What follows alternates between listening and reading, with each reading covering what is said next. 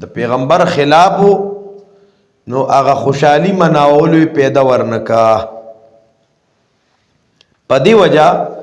چې څوک د پیغمبر خلاف کارونه کوي دغه اعمال قابل قبول ندي.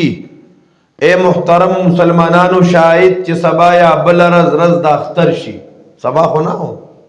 که سبا بل رز شاهد چې اختر شي زمونږ ډیر مسلمانان د اختر په ورځ باندې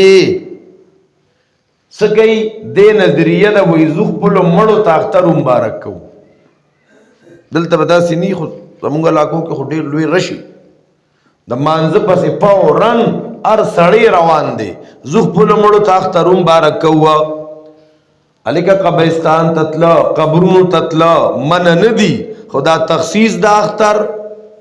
اختر پرز باندې ورزم پدې کې ډیر ثواب دی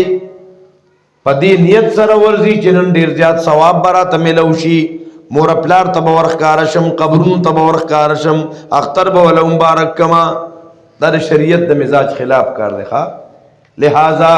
اے مسلمانانو عام ورځو کې تاسو قبرستان ته ځئ سحر کې ورځئ نو ماسپهین کې ورځئ میاش کې او پیرا ورځئ نو اب تک کې ورځئ هغه مړو ته دعاګانې کوي نو ځان ته مرګ را مخې ته کوي خو که تاسو وایئ د اختر پرز پتلو کې ثواب دی او دا پرز ګرځوئ دا لازم ګرځوئ دا کار بیا صحیح نه دی ښا. د دې نه مسلمانانو ته اجتناب پکار دی. بیا یو ځای کې څه خلک ور روان شي نو نور چې ورته ګوري نو هغې ور روان شي زمونږ خلک خو بد ړوند تقلید کوو که نه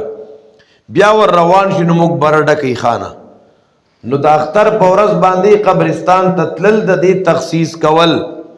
پدې کې ډیر ثواب ګڼل او خامخا تلل دا خبره صحیح نه ده. دویمه خبره د اختر باره کې یاد وساتئ د اختر خبرو ته څنګه متوجه شوې نه کیانو